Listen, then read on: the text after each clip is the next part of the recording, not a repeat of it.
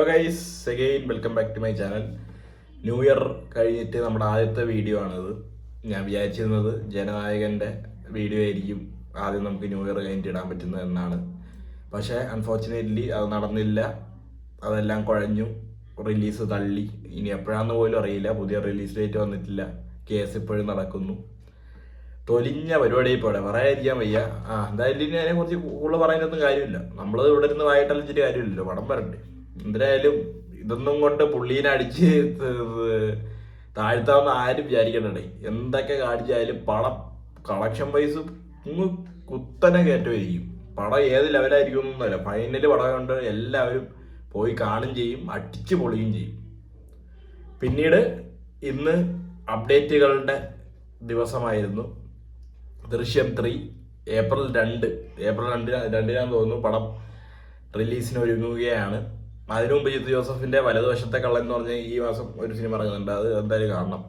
ഒരു silent hit അടിക്കാനുള്ളൊരു chance ഉണ്ടടേ. പിന്നെ ചത്തപ്പച്ചയുണ്ട്, baby girl എന്ന് പറഞ്ഞ നിവിൻ പോളി, അരുൺ വർമ്മ, നമ്മുടെ ഗരുഡന്റെ ഡയറക്ടർ, പുള്ളീന്റെ സിനിമയുണ്ട്.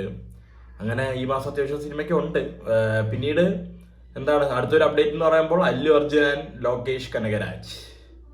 ലോക്കി എന്നാ നിങ്ങൾ അല്ലു അർജുനോടൊപ്പം പടം പിടിക്കണമൊക്കെ നമുക്ക് സന്തോഷമുള്ള കാര്യം തന്നെ. നമ്മളെന്തായാലും കാണും ചെയ്യും. നിങ്ങളൊക്കെ LCU വേണ്ടേ? നിങ്ങൾ LCUവിനെ അങ്ങ് പാടെ അങ്ങ് ഉപേക്ഷിച്ചു. ആ വിക്രം കഴിഞ്ഞ ഹൈപ്പിൽ ലിയോ എടുക്കാന്നപ്പോൾ ഞാൻ വിചാരിച്ചു ഇനിയിപ്പോൾ തൂക്കും, ഇനി നിങ്ങളെ പിടിച്ചാൽ കിട്ടൂല, വെച്ചടി നല്ല പടങ്ങളും കൊണ്ടുപോകുന്നതാണ് ഞാൻ വിചാരിച്ചത്. കുഴപ്പമില്ല, ഏത് വഴിക്ക് പോയാലും ഈ കാലം കുറെ പോകും തോറും ഓഫ് കോഴ്സ് നമ്മൾ പടം ഇറക്കി കഴിഞ്ഞാൽ നമ്മൾ എന്തായാലും വന്ന് കാണാം. കൈതീറ്റുമൊക്കെ പെട്ടെന്ന് കാർത്തിയൊക്കെ ഒരു പണിയില്ലാതെ നിൽക്കുകയാണ് സത്യം പറഞ്ഞു കഴിഞ്ഞാൽ. എന്ന് ഞാൻ പറയുന്നില്ല, ഈ സിനിമയെ കുറിച്ച് ഞാൻ ഇനി പറയാം. അപ്പോൾ അതാണ് ലോകേഷ് കനകരാജിനെ കൊണ്ട് പറയാനുള്ളത്. നല്ല സിനിമകൾ എന്നും നമുക്കിഷ്ടമാണ്. ആരെ വെച്ച് നിങ്ങളുടെ സിനിമ ഏതായാലും എനിക്ക് കാണാൻ ഭയങ്കര ഇഷ്ടമാണ്. പക്ഷെ ആ ലോകേഷ് സിനിമാറ്റിക് യൂണിവേഴ്സ് എന്ന് പറഞ്ഞ ആ ഒരു യൂണിവേഴ്സിലേക്ക് അണ്ണ തിരുമ്പി വരണം. നമുക്കതാണ് മെയിനായിട്ട് വേണ്ടത്. സോ വാ വാത്തിയാർ അതിനെക്കുറിച്ച് പറയുകയാണെങ്കിൽ ഡയറക്റ്റഡ് ബൈ നളൻ കുമാരസ്വാമി. ഈ പുള്ളീൻ്റെ വിജയ് സേതുപതിൻ്റെ ഒരു സിനിമയാണ് തോന്നുന്നത്, സൂതു കൗവോ. ഞാനത് കണ്ടിട്ടില്ല. അത് ഏതാ മോഡെന്ന് എനിക്കറിയില്ല സിനിമ. എഴുതിയിരിക്കുന്നതും പുള്ളി തന്നെയാണ്. കാസ്റ്റ് കാർത്തി, കൃതി ഷെട്ടി, സത്യരാജ്, രാജ് കിരൺ, അനന്തരാജ്, അങ്ങനെ കരുണാകരൻ, അങ്ങനെ കുറച്ച് ആൾക്കാർ. ഇതില് അടിപൊളിയായിട്ട് ചെയ്തു എന്ന് പറയുകയാണെങ്കിൽ കാർത്തി അത്യാവശ്യം നൈസായിരുന്നു. അവിടെ ആയിട്ട് അത് ഒരു സംഭവമുണ്ട്, പുള്ളീൻ്റെ ദേഹത്ത് MGR കയറുന്ന ഒരു സംഭവമുണ്ട്. അതൊക്കെ നൈസായിരുന്നു. അല്ലാത്ത സാധാരണ കാർത്തി എന്ന് പറയുമ്പോഴത്തേക്കും കുഴപ്പമില്ലാത്ത ഒരു കാർത്തി. ഓക്കെ, ഇതിൻ്റെ പ്ലോട്ട് എന്ന് പറയുമ്പോൾ മെയിൻ ജോണർ എന്ന് പറയുകയാണെങ്കിൽ ഒരു MGRനുള്ളൊരു ട്രിബ്യൂട്ട് കം ഒരു സൂപ്പർ നാച്ചുറൽ, എന്താ പറയുക, ഒരു സൂപ്പർ ഹീറോ. ഒരു MGRനെ നമുക്കൊരു സൂപ്പർ ഹീറോ ആയിട്ട് ഇറക്കാൻ പറ്റിയിരുന്നെങ്കിൽ എന്താവുമായിരുന്നു. ആ ഒരു രീതിയിലാണ് കാർത്തിനെ ഇതിൽ അവർ പ്രസന്റ് ചെയ്തിരിക്കുന്നത്. അപ്പോൾ ഞാൻ ഒരു MGR ഫാനല്ല, അതുകൊണ്ട് പുള്ളീൻ്റെ പാട്ടുകളൊക്കെ ഞാനാണയിട്ടാൽ അതും, പിന്നെ വേറെ മറ്റേ ഈ സിനിമയിലൊരു പാട്ടുണ്ട്, അത് എനിക്കറിയാം. പെട്ടെന്ന് ആയി വരുന്നില്ല. അങ്ങനത്തെ കുറച്ച് പാട്ടുകളൊക്കെ ഞാൻ കേട്ടിട്ടുണ്ട്. ഉണ്ണയറിന്താൽ അതൊക്കെ പല സിനിമകളിൽ കൂടെ ഉണ്ട്. എനിക്ക് തോന്നുന്നു വിജയിന്റെ സിനിമകളിൽ ആണെന്നാണ് തോന്നുന്നത്. ബിഗിനില് രായപ്പനിലെ കഥാപാത്രം വരുമ്പോഴത്തേക്കും കാണിക്കുന്നത് MGRന്റെ പാട്ടാണ്. മെർസലില് തുടക്കത്തില് വിജയിന്റെ ഫസ്റ്റ് ഇൻട്രോ കാണിക്കുമ്പോൾ മറ്റേ പുഷപ്പൊക്കെ അടിക്കുന്ന സമയത്ത് വരുന്നത് MGRന്റെ പാട്ടാണ്. അങ്ങനെയാണ് എനിക്ക് അറിയാവുന്നത്. പിന്നെ നാളെ ആണയിട്ടാൽ എന്നുള്ള പാട്ടൊക്കെ ഞാൻ പണ്ടേ കേട്ടിട്ടുണ്ട്. അപ്പൊ അങ്ങനെയൊക്കെ എനിക്ക് MGR എന്ന് പറഞ്ഞൊരു നടനെയും ഒരു പൊളിറ്റീഷ്യനെയും എനിക്ക് അറിയത്തുള്ളൂ. അപ്പം പുള്ളീൻ്റെ എന്താ പറയാ മരണം, അതിൽ നിന്ന് വേറൊരു ജനനം കാർത്തി ഉണ്ടാവുന്നു, അവിടെ നിന്ന് വേറെ ഒരു കഥ ഉണ്ടാവുന്നു.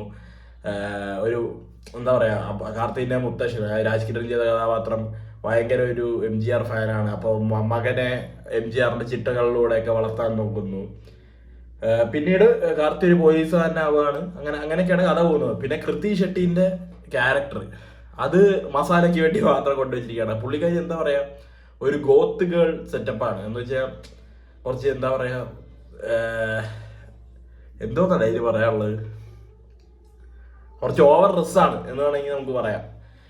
അത് പക്ക മസാലയ്ക്ക് വേണ്ടി മാത്രമാണ്. അതൊക്കെ കിട്ടില്ല. കോസ്റ്റ്യൂംസ് ഒക്കെ ഉണ്ടോ, കോസ്റ്റ്യൂം ഡിസൈൻ, ടെക്നിക്കൽ സൈഡ്, അത് ക്യാമറ ഒക്കെ ചെയ്യിക്കണം, അത് ഇനി പറയാം.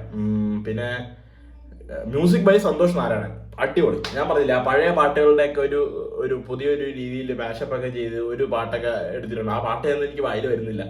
അടിപൊളിയായിരുന്നു music. Cinematography by George C Williams, nice ആയിരുന്നു. Edited by Vetri Krishnan. 2 മണിക്കൂറേ ഉള്ളൂ, പക്ഷെ ഫസ്റ്റ് ഹാഫ് അത്യാവശ്യം വലിപ്പീരായിരുന്നില്ലേ, അത് പറയാതിരിക്കാൻ വയ്യ. പിന്നീടുള്ള ചില സ്പെഷ്യൽ എഫക്ട്സ് ആണെങ്കിലും സൗണ്ട് ഡിസൈൻ ആണെങ്കിലും ഞാൻ കണ്ടത് PXL ഇവിടെ പിക്ചർ എക്സ്ട്രാ ലാർജിലാണ് ഞാനൊരു സിനിമ കണ്ടത്. അപ്പോൾ അത്യാവശ്യം നമുക്ക് അടിപൊളിയായിട്ട് തന്നെ ഉണ്ടായിരുന്നു. സൗണ്ട് വൈസ് ആയാലും ടെക്നിക്കലി അടിപൊളി, നല്ല കിടില കളറ്, ഇവർക്ക് കൊടുത്ത കോസ്റ്റ്യൂംസ് ആണെങ്കിലും അത് കാർത്തിന്റെ പുള്ളിക്കാരൻ പോലീസുകാരനാണ്. ഒരു വെറൈറ്റി രീതിയിലുള്ള ഒരു പോലീസ് ഓഫീസർ എന്ന് വെച്ചാൽ ആ യൂണിഫോം തന്നെ ഒരു വെറൈറ്റി കൊണ്ടുവന്നിരിക്കുന്ന ഒരു സംഭവമാണ് ഇതിൽ അവർ പിടിച്ചിരിക്കുന്നത്. അപ്പോൾ അവരെന്നെ പറഞ്ഞിട്ടുണ്ട് കുറച്ച് ഫിക്ഷനും കുറച്ച് നോൺ ഫിക്ഷനും ആയിട്ടാണ് ഈ സിനിമ പോകുന്നത്. അത് മാത്രമല്ല അവരെന്താ പറയാ ഒരു വേറെ ഏതൊരു വേൾഡിൽ നടക്കുന്ന ഒരു സംഭവമായിട്ടാണ് ഇതിനെ കാണിച്ചിരിക്കുന്നത്. അപ്പോൾ സത്യരാജിന്റെ കേസ് പറയുമ്പോഴത്തേക്കും പുള്ളിക്ക് എന്തോ ഒരു വെപ്പുമല്ലോ എന്തോ വെച്ചു കൊടുത്തിട്ടുണ്ടെന്നോ ഇങ്ങനെ തള്ളിയിരിക്കണം. അതെന്തായിരുന്നു സംഭവം എന്ന് മാത്രം എനിക്ക് മനസ്സിലായില്ല. പുള്ളീനെ അങ്ങനെ കാണിച്ചതാണോ കോമഡി ആക്കാൻ നോക്കിയാണോ? കോമഡി ആക്കാൻ നോക്കിയാണെങ്കിൽ നല്ല ബോറായിട്ടുണ്ട്, പറയാതിരിക്കാൻ വയ്യ. അപ്പോൾ ബേസിക്കലി പടത്തിന്റെ ഒരു പ്ലോട്ട് എന്ന് പറയുമ്പോൾ ഈ കാർത്തിന്റെ പോലീസ് കഥാപാത്രം മൊത്തം അഴിമതി, മറ്റേ ലഞ്ചം തലയ്ക്ക് മുകളിൽ നിൽക്കുന്ന മറ്റേ മേലുദ്യോഗസ്ഥന്മാർക്കൊക്കെ കുട പിടിച്ചു കൊടുക്കുക, അങ്ങനത്തെ സ്കീമിലൊക്കെ പോകുന്ന ഒരു പോലീസുകാരൻ. പക്ഷേ പുള്ളീന്റെ മുത്തശ്ശന് അങ്ങനെയൊന്നുമല്ല വേണ്ടത്. പുള്ളീന്റെ മുത്തശ്ശന് പുള്ളി നല്ലൊരു പോലീസുകാരനും സ്ട്രൈറ്റ് ഫോർവേഡ് ആയിട്ടുള്ള ഓഫീസറായിട്ട് വേണം. അപ്പോൾ അങ്ങനെ പടം കുറേയൊക്കെ വലിച്ചു ഫസ്റ്റ് ഹാഫ് കഴിയുമ്പോഴത്തേക്കും MGRന്റെ കുറച്ച് എന്താ പറയുക എലമെന്റ്സും റെഫറൻസ് ഒക്കെ വരുന്നു. പടം ആ ഒരു MGR രീതിയിൽ, ഒരു സൂപ്പർ ഹീറോ MGR രീതി എന്ന് പറഞ്ഞ് കൺവേർട്ട് ആവുന്നു. ആ രീതിയിലൊക്കെയാണ് സിനിമ പോയിരിക്കുന്നത്. അപ്പോൾ കമ്പയറിംഗ് ടു ഫസ്റ്റ് ഹാഫ് എനിക്ക് സെക്കൻഡ് ഹാഫ് ആണ് കുറച്ചും കൂടി ഒന്ന് എൻഗേജിങ് ആയി തോന്നിയത്. ഫൈറ്റ് സീക്വൻസും കുറച്ച് നല്ല നല്ല മൊമെന്റ്സ് ഉള്ളതുകൊണ്ടായിരിക്കാം. ഫസ്റ്റ് ഹാഫ് ആ ഒരു സ്റ്റോറി എനിക്ക് ഭയങ്കര അഴിച്ചിലായിട്ട് തോന്നിയതായി. സെക്കൻഡ് ഹാഫിലോട്ട് വരുമ്പോഴായാലും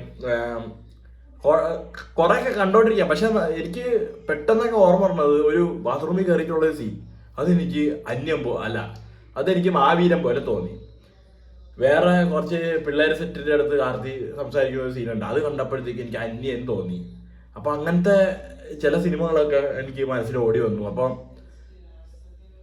ഞാൻ പറഞ്ഞില്ലേ MGR ഒരു സൂപ്പർ ഹീറോ ആയിരുന്നെങ്കിൽ എന്താവും എന്നുള്ള രീതിയിലാണ് ഈ സിനിമേനെ കൊണ്ടുപോയിരിക്കുന്നത്.